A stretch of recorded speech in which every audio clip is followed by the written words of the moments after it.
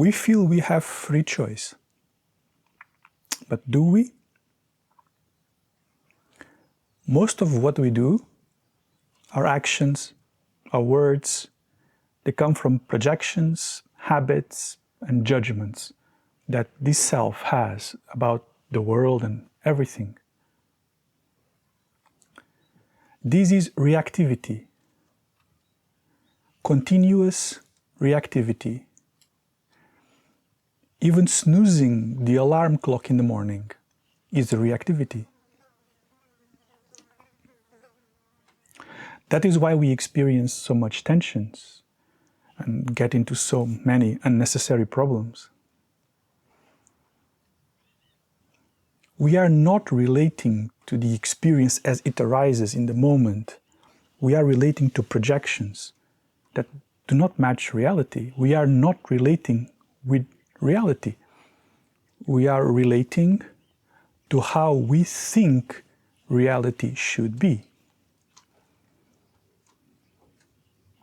And this could be said at a relative level and ultimate level, actually. But I'll get to that.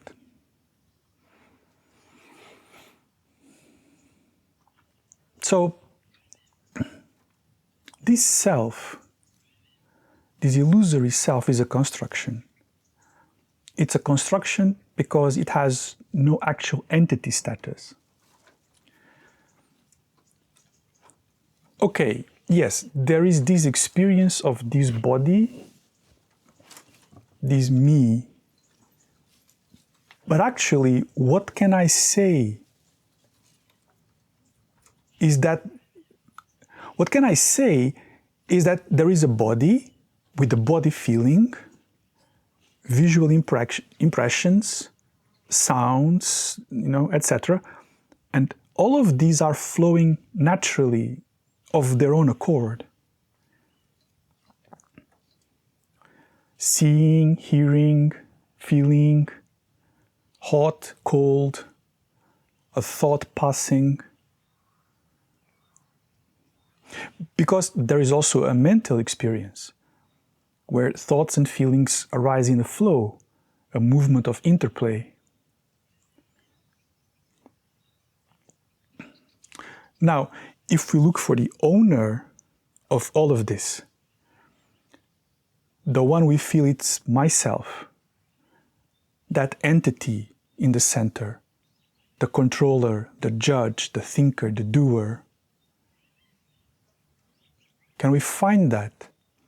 But I mean concretely. It's important to be clear about this and not just brush this off based on what we have read in books,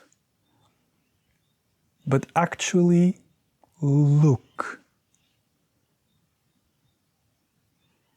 So, most likely, when looking at the start, we can have some vague sense, something abstract that seems there.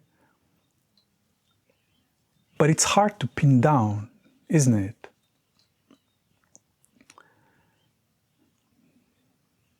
But when we don't look, it feels very clear. It's me. It seems there is a clear experience of I'm doing, I'm seeing, and all of it. But when we turn to look, it suddenly becomes elusive, hard to define, hard to find something concrete. The feeling might still be there for most people because the habit is very strong, but it's not so solid anymore.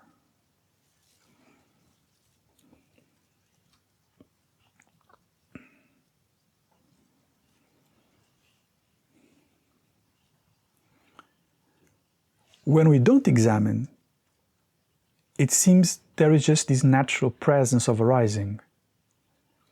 Visual things, sounds, sensations, thoughts, all of it. And at the center of it all is me. Me is the gravitational center of all of it. And it pulls all these experiences together based on the habitual imprints of attachment and aversion. Like, for example, I like coffee, I don't like tea. And it's always doing this. Always. Or looking at events.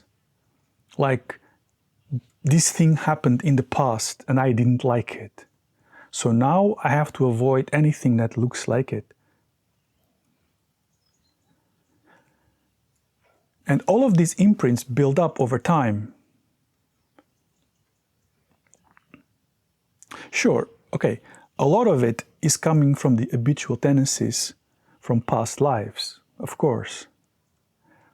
But that we cannot see. But now we can see how this plays out and how we reinforce it again and again. And it's not just that. So based on that, it shapes how we actually perceive the world and the flow of experience, how we project like and dislike into everything, how things should be. So we are not relating to reality, even at the relative level, but to our projections of it.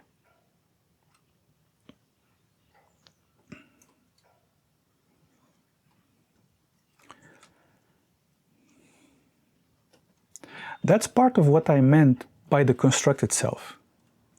It's a web of likes and dislikes. Ideas about who or what I should be like or not. And ideas of how my life should be like or not. And ideas about how other people should be like or not. This is so tiring and it causes so many problems.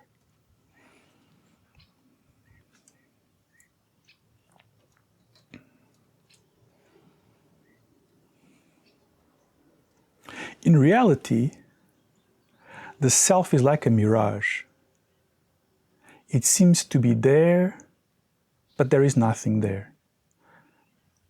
When we look at the cloud from the distance, there in the sky, it looks like a whole thing with a shape, form, and substance. But there is no such thing. It's just water vapor. The self is just vapor that looks like a thing when we don't look too close. But the thing is that because it remains unchecked, it runs the show. You see, all the decisions, good and bad, actions, good and bad, are mostly just driven by patterns of habit and reinforcing patterns of habit. And all that is making this illusory self appearing more solid,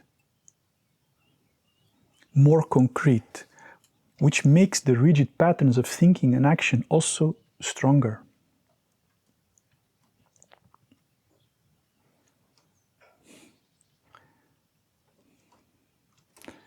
We become very attached to our opinions and very angry at the opinions of other selves that have different patterns.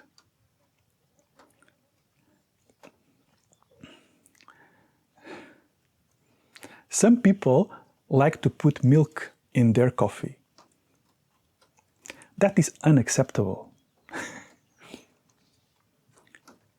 I'm using light examples, but I think it's easy to see the point. How can we find peace like this?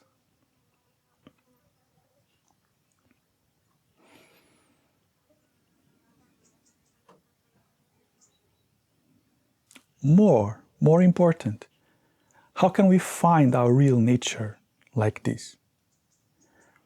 How can we find ourselves. Because this cloud, this mist of the self, is like a veil that is blocking the sun from the true nature from shining clearly. Or, okay, it seems like that. The sun of true nature is always shining. But relatively speaking, from the point of view of the experience, at least in the path, that is how it appears.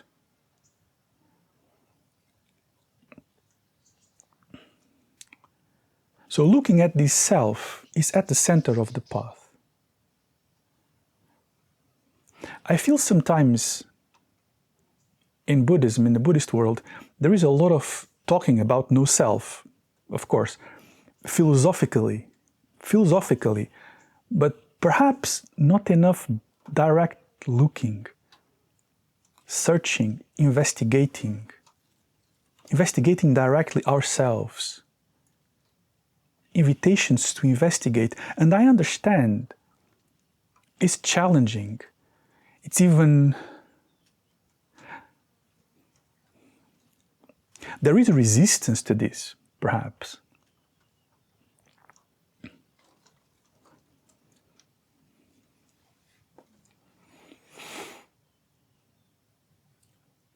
It's nice while it remains a philosophical idea we can discuss, but when we start to really, when it starts to get really close,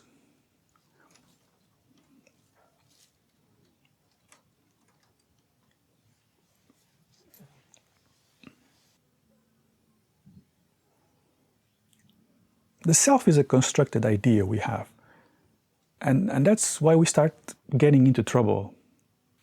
Because there's always a tension, a conflict between the ideas we have about who we are, how reality is, and what's actually there, moment to moment. Because we are living inside this web of projections about how things should be, how I should be, how you should be, how life should be, how the world should be, how breakfast should be, how dinner should be, how other people should be. And that's all part of this web that makes up the self. So the automatic reaction is, how do I fix it? How do I make it be the way it should be so I feel better? So my life fits into my idea of what it should be. So other people fit into my ideas also. Do you see the problem?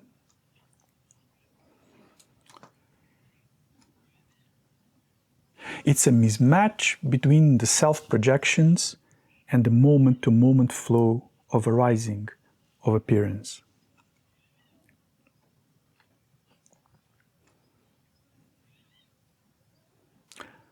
How can we find peace or contentment in this way?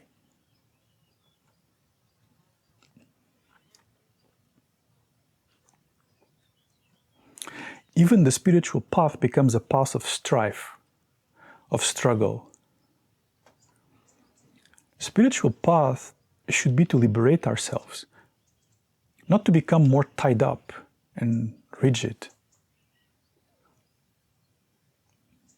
Okay, so this is where things could take a wrong turn. It would be tempting to say that we could just change ourselves and our lives so that our perceptions or projections are better, more aligned with happiness and goodness. So we go in the path of development of ourself. Or to use some more modern language, to integrate our ego with life and experiences in a healthy way.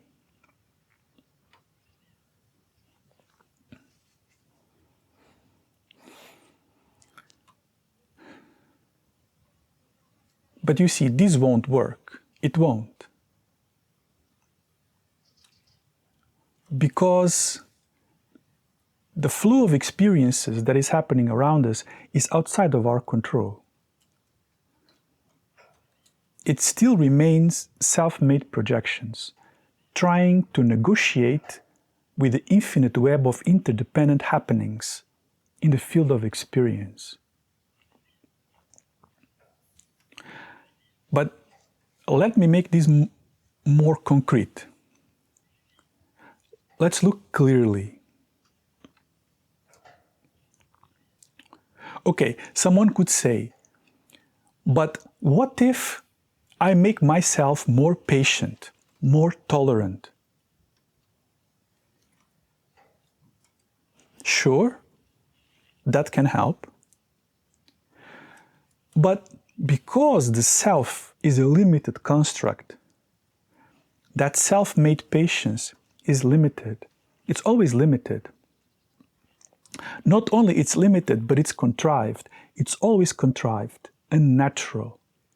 It will always start bumping with the reality of the world around. And we are back in tension. But now, with an extra layer. The layer of, I'm not patient enough. I need to develop more. There is no end to this. There is no end because the root problem is the mismatch. It's the false constructed self trying to negotiate with the actually free flowing of reality or experience. The free flowing where sometimes there is patience arising, sometimes there is an urge to act arising. Does that mean we follow after each urge? No. No, of course not. That's not the point. The point is seeing clearly, seeing what is displaying, playing.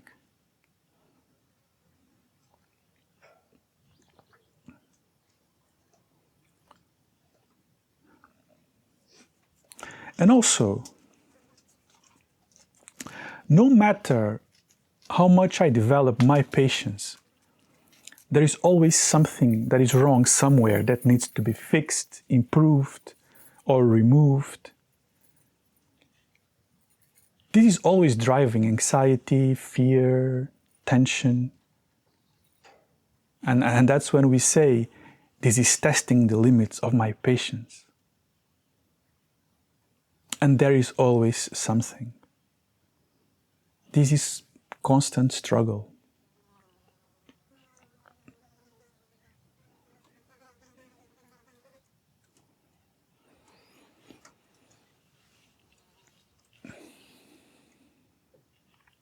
Okay, so we can look in a different way.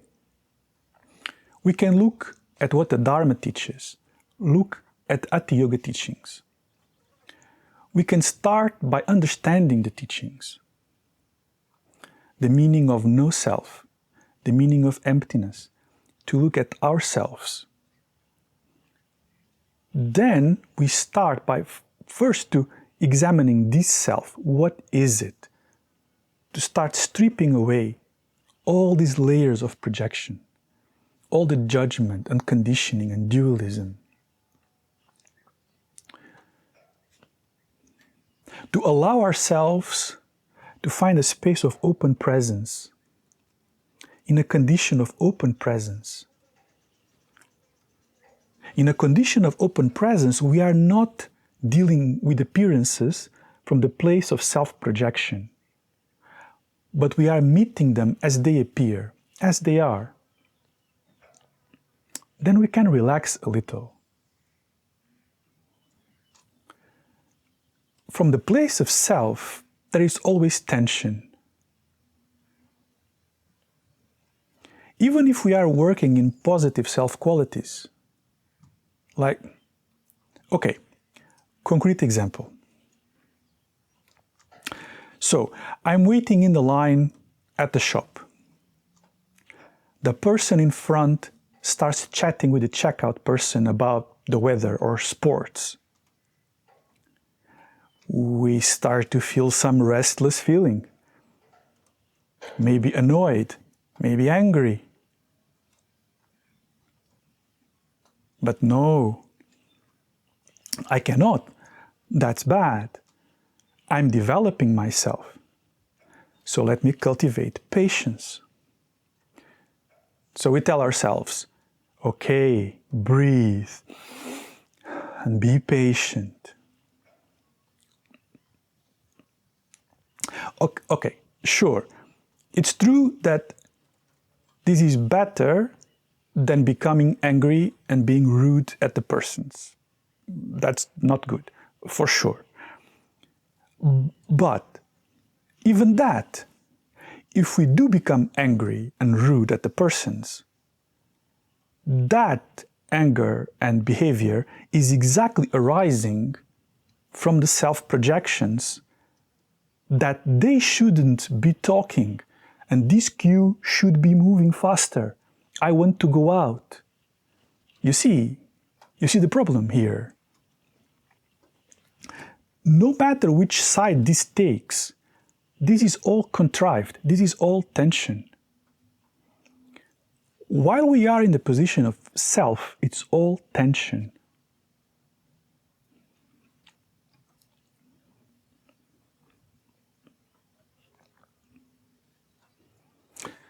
Okay, so is there another option? Instead of telling myself to be patient, I just see the situation,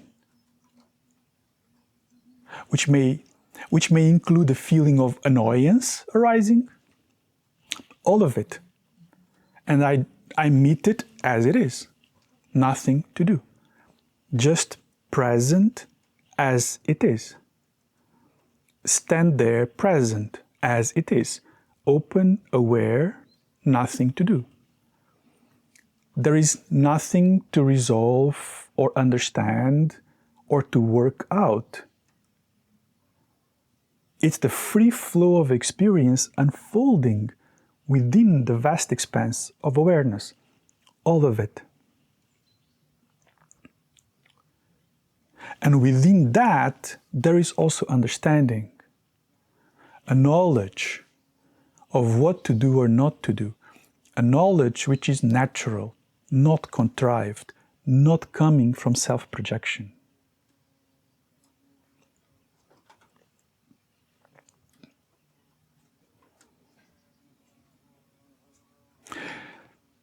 If we allow it all to be there, the person chatting with the checkout, the annoying feeling, all of it,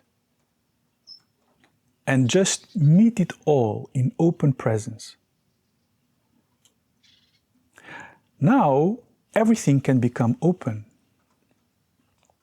The self-projection, the self-negotiating with experiences, it has no place to hold anymore. Then we can start to become free from reactivity, from the fantasy of free choice. The only choice we truly have is to be present or not.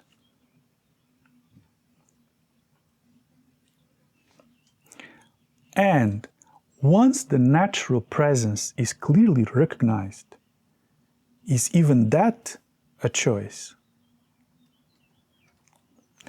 But until that is clear and stable, it is a choice in some way. To be present or not.